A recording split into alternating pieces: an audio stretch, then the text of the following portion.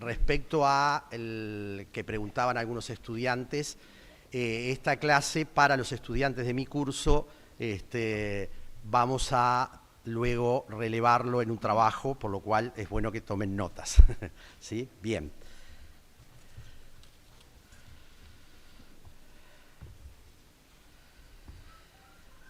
Bien, este panel de distintos docentes estaba presidido por la intervención del postdoctor Gonzalo Fiore, argentino, que en este momento está en un aeropuerto con dificultad de conexión, me acaba de comunicar hace 1 hora y media, lo cual no contaremos con su intervención, ¿sí?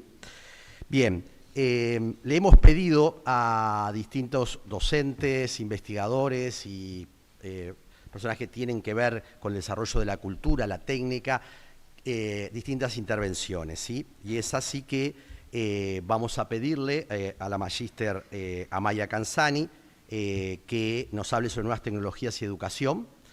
Está el doctor Ricardo Marquicio, que es el director del Instituto de Filosofía y Teoría General del Derecho de la Facultad de Derecho.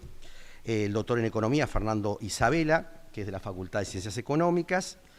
La magíster Fernanda Olivar, que es antropóloga y feminista de la UDELAR, y el doctor Nicolás Guigú, antropólogo de la FIC, que compartimos un proyecto de investigación que él va a plantear.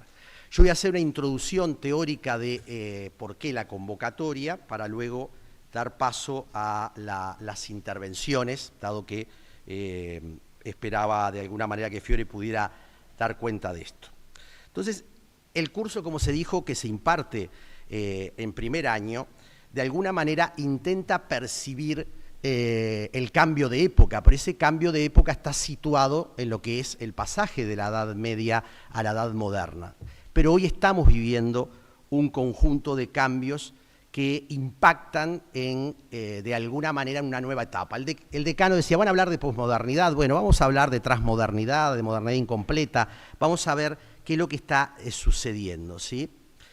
Algunas características de los procesos que estamos viviendo como cambio de época, podemos decir que estamos en procesos exponenciales de carácter geométrico en muchas dimensiones que afectan los sentidos de la polis, de la noción de Estado, de las leyes, de las ideas que dinamizan o hegemonizan conciencias, subjetividades, formas de entender la economía, los mercados, las instituciones, la política, las religiones, las formas de la cultura y la sociedad. Hay nuevas formas de poder que determinan y estructuran los fundamentos de la convivencia. Nosotros vamos a ver cómo la modernidad constituye una manera de entender el pacto social. Hoy queremos reflexionar entonces sobre el momento presente, desde una perspectiva que nos aporta categorías e insumos críticos para estudiar las ideas jurídico-políticas del orden moderno, que están siendo puestas bajo sospecha de una forma particular a otros momentos de la historia en estos 500 años. Normas, leyes, instituciones que hegemonizaban a Occidente y que tienen distintos márgenes no integrados y en conflicto con la pretensión de universalidad. Por tanto, se están dando a la vez más de un proceso de cambios. En una perspectiva hay un cambio reactivo a lo hegemónico dentro de Occidente en la crisis del liberalismo y las formas de emancipación que dieron origen a las revoluciones de la modernidad. Otro como resistencia desde fuera a partir de cosmovisiones de Oriente, de África, de América Latina, del mundo árabe.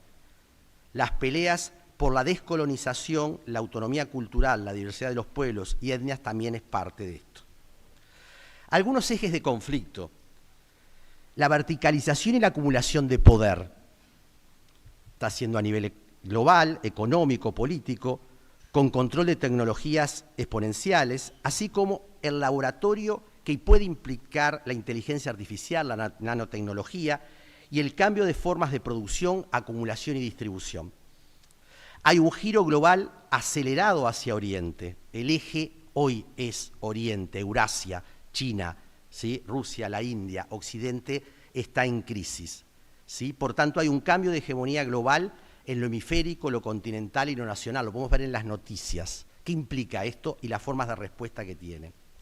A la vez, vivimos, muchas de ustedes escuchan TikTok, ¿no?, están en las redes, esas burbujas tecnológicas donde parecería ser que desaparece el espacio y el tiempo, a la vez que aíslan a los individuos, a los colectivos y a las comunidades, manejados por nuevas formas de panóptico, generan otras formas de vínculo, otra forma de entender, de comprender, de aprender, ¿sí? Y entonces el famoso algoritmo pasa a ser un instrumento a visualizar, también desde lo jurídico, desde el derecho, ¿sí? El impacto que tuvo la pandemia y la vulnerabilización que produjo, como la exponencialización de las tecnologías. La disociación entre las formas de consumo, de transporte, de uso de energía y los mundos que se habitan. Las relaciones entre la religión y la política han cambiado nuevamente y por tanto la identidad, la nación, adquieren una relación con las formas de los fundamentalismos religiosos dogmáticos. Sin embargo, no solamente están en la religión el fundamentalismo, lo vemos en la política, en la economía, en la cultura. Sí, por tanto, la tolerancia, concepto de la modernidad, sucumbe como método global. La pretendida guerra de civilizaciones, Huntington, y los desplazamientos poblacionales están mostrando que el cerramiento que puede venirse en los próximos meses y años generan un impacto altamente complejo. Por otro, la pérdida de sentido de la integralidad de los derechos humanos. Los derechos humanos pasan a ser un relato, discurso ajeno aparentemente a la realidad. Se plantea que estamos entrando en una fase tecnofeudal en la que los fundamentos del Estado moderno y el pacto social se fue desarrollando y hoy implosiona. Pero ni las repúblicas fueron extensas, no eran iguales o no son iguales la totalidad dentro de un territorio muchas veces, y como vimos, Uruguay tiene un diferencial bastante importante en América Latina, también tiene personas en el territorio que no se viven o no son reconocidas en su condición de igualdad. Ni las democracias son integrales, ¿no? Quedan atrapadas o en lo político, o en lo social, o en lo económico, sin la capacidad de esa integralidad.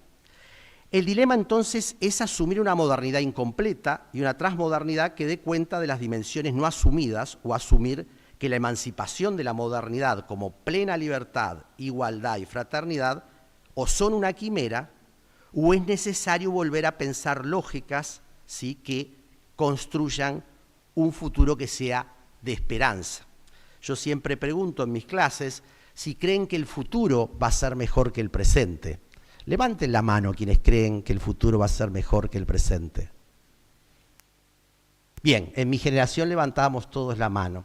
El desafío que tenemos es ver que la historia no es ni lineal ni un eterno retorno. La historia es una espiral ascendente donde en el recodo que estamos hacia abajo, ¿sí?, supone de que perder la intuición, la esperanza y la racionalidad de un mundo de convivencia es renunciar a lo humano, ¿sí? Y es parte del desafío que tenemos en este curso para visualizar y trabajar estas ideas. Bien, simplemente era para enmarcar algunos mojones de lo que queremos que este panel, que va a cerrar y va a ser comentado por el contador Enrique Iglesias.